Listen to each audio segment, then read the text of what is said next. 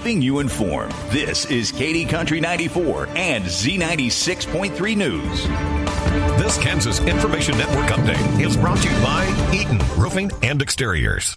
I'm Rena Flores with 13 News. Kansas Attorney General Chris Kobach has dropped his federal lawsuit over health insurance subsidies for people who came to the U.S. illegally as children. Kansas led 19 states in filing a lawsuit last year. It challenged a Biden administration policy making more than 200,000 DACA recipients eligible for subsidized coverage under the Affordable Care Act. Kobach previously won a preliminary injunction in this case. The policy was rescinded back in August, so Kobach says a lawsuit is no longer needed. And the school's outgoing president for Emporia State University is gifting the university all the pay he has earned. ESU announced yesterday that President Ken Hush made a donation equivalent to his compensation over the past 4 years. That's more than $1 million. This Kansas Information Network update is brought to you by Eaton Roofing and Exteriors. What if this was someone in your family that had a chronic illness that they could not get away from? Millions of Americans live with a disease that has no cure. I was diagnosed with a rare form of sarcoma. The most immediate findings indicated that I should lose my leg. But it ended up taking 4 clinical trials in 25 years to get me to this point. Cures are within reach if we invest in funding for life-saving medical research that's needed to find them. Even if they're unsuccessful in my treatment, that they will have learned from my treatment that will be able to allow others to stand on my shoulders to be able to be helped. Join the fight for cures. Tell your elected representatives to support American medical research. Visit unitedforcures.org/action to send a letter today. Paid for by United for Cures Action. At Beloit Elementary School, we are respectful, responsible, and ready to learn. During the month of December, we focus on the character trait of fairness. To be fair, you treat everyone equally. You make decisions without playing favorites, and you don't take advantage of others. When you are fair, you only take your fair share. You take turns and share. You tell the truth and play by the rules. This is Isabel Bailey, representing Beloit Elementary School, where character counts. Merry Christmas. From the Weatherology Weather Center, this is your KD Country 94 weather forecast. Here's a look at your local weatherology forecast. Ample sunshine expected today with daytime highs approaching 65. Winds out of the west 5 to 10 miles per hour. Partly cloudy skies tonight, lows dip down to about 35.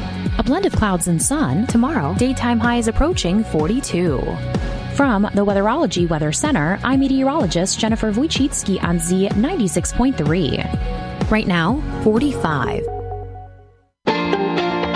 At Linton Insurance Agency in Beloit, they believe your insurance should fit your life, not the other way around. Whether it's home, auto, farm, business, life, or more, their team listens first and then shops several well-known companies to find the best coverage at the best price for you. Stop by 121 North Mill Street or call 738-5128. That's 738-5128. Linton Insurance Agency. Let them help protect what matters to you most. Your number one source for local sports in North Central Kansas.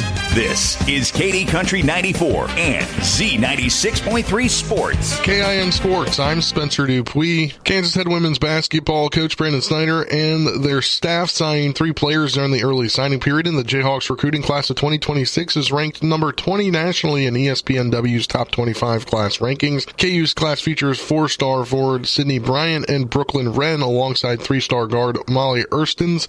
Bryant is ranked number 33 prospect in the class, while Wren is number 71, and Erstens is ranked just outside the top 100 nationally. The trio is ranked as the number 20 class in the country, giving Kansas its second straight top 20 team ranking and its third top 25 class in the past 4 seasons.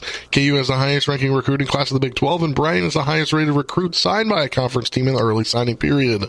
Bryant is a 6'4" center out of Riverside, California, going to Centennial High School. Erstens is a 6-foot guard out of North Vernon, Indiana, going to Jennings County High School. And Brooklyn Wren is a 6'3" forward out of Sellersburg, Indiana, going to Silver Creek High School. Kansas Information Network Sports, I'm Spencer Dupuis.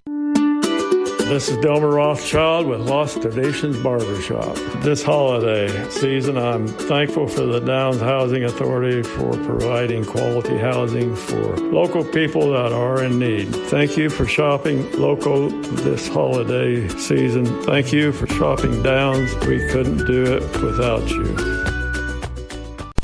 Coming up, it's your KDNS KZDY Sports Bite with John Bowden. Brought to you by Trev Construction in Tipton, your one-stop shop for construction, concrete work, and garage doors. Wakanda Water, a division of Remus Plumbing in Downs. Whether you need salt, water softeners, or a new RO system, give Wakanda Water in Downs a call. And Goddard Repair, specializing in semi and trailer repair on Highway 24 in Beloit. Proud supporters of your area athletics. And now for your Sports Bite.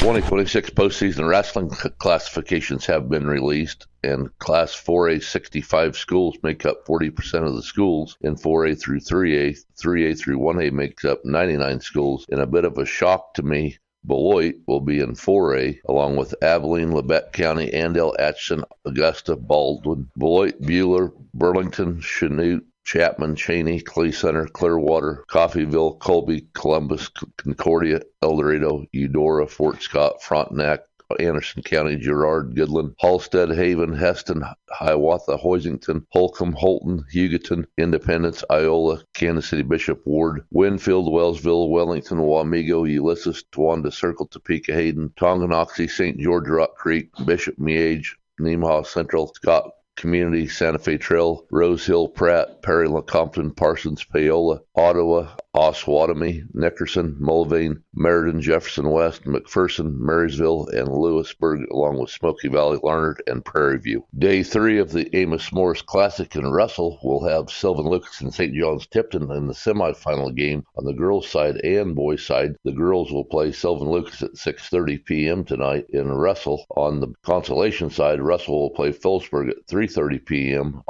at Russell High School on the girls' side. In the boys' bracket, Sylvan Lucas will meet St. John's Tipton at 8 p.m. in the semifinal, and Russell will play Phillipsburg in the consolation side at 5 p.m. Coach Leah Bergman says the whole reason for going to a tournament like this in Russell is to get away from NPL teams. She was surprised when both boys and girls teams from Sylvan Lucas won on Monday, and now she sees a NPL matchup in the semifinals. Even though they went to a different tournament and got matched up on the same side as NPL Sylvan Lucas, she's ready for battle with her team in the semifinals tonight against the Mustangs. Yeah, we're excited. Yeah, we went to Russell to play some different teams.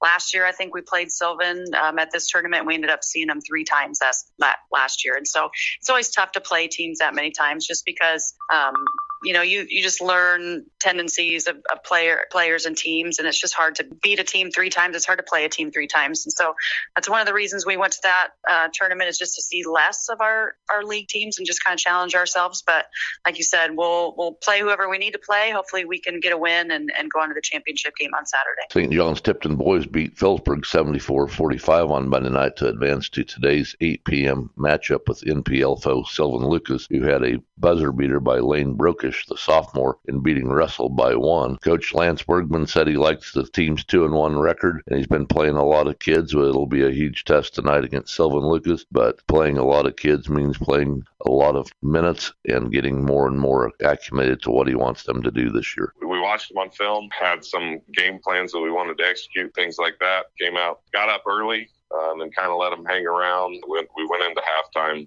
up 10. And if you'd seen my face walking in, you'd think we were down 10. I was a little frustrated. I was upset because we weren't executing. I knew that we were kind of, just letting them hang around, and we shouldn't have been, because we were playing some good basketball. We were just making a lot of mistakes. We shot well. I can't remember the percentage, but it was like 70% from the field overall. We were getting good baskets. We were getting to the basket. We weren't settling for bad shots. We weren't in transition. We weren't forcing up shots. We were taking the correct shots. We were making extra passes, and then the second half we came out and we played a really good basketball game in the second half. I mean, we executed well. We defended even better. We made a few changes, talked about the things that we talked about before the game, and just said, hey, let's come out and execute these things and do what we're told, and let's see what happens. And we did a nice job. I think Edward ended up with 30. Really likes playing Russell. I think he went 41 against them last year, so did a nice job there. Also, Gabe shot well again. That really helped us. Dom played awesome inside. You know, he's been doing a nice job inside, giving us a post presence in there. Raby hit 2 shots early. One was called for goaltending, and then the next one he made, he's seen it go in. He scored the first 4 points, and that just kind of really allowed him to relax, kind of be the player he needs to be. I thought Grant Goodacre did a nice job of not forcing any shots, taking the shots that came to him, handled the ball extremely well, played really good defense. And, you know, like I said, Gabe and Edward led in scoring, but the other guys did a great job. And then Greg Walter played phenomenal off the bench. I mean, came in the first quarter, and we kind of went on a run with him. I took him out, and I never did really get him back in the second quarter. And so going into half, I was talking to myself, like, why didn't I get Greg back in? We were playing well with him. Well, in the second half, I made a point to make sure that when we played with him, we went a little bigger, you know, and that really seemed to be pretty effective. So it was just kind of something nice to see, some things to learn. We still got a couple kids off the bench that, you know, haven't quite, one of them in John Mick that hasn't made it back from an ankle injury yet. So we're hoping he can come back soon and just add a little more height and athleticism to our lineups. The Osborne Lady Bulldogs will play Hoxie tonight at 6 p.m. in the semifinals of the Purple and Gold Classic at Waukene. The winner of Osborne Hoxie on the girls' side will play in the championship game on Saturday at 6 p.m. against the winner of Hodgman County Leota tomorrow night. On the boys' side, it will be the Hoxie versus Osborne boys on the consolation side at 4:30 today. At SMC Concrete and Construction, they don't just build, they solve your toughest problems. From efficient grain storage and handling systems to reliable building solutions, they provide the complete construction package that keeps your operation running smoothly and profitably. Whether it's maximizing storage capacity, improving operational efficiency, or designing the perfect building for your business, they're here to get it done right. With trusted brands like Sukup, AGI SureTrack, Wick, and Varco Pruden, they've got experience and the tools to handle your toughest challenges. SMC Concrete and Construction, they don't just build, they provide the solution. Call 781-4383 or visit smckansas.com.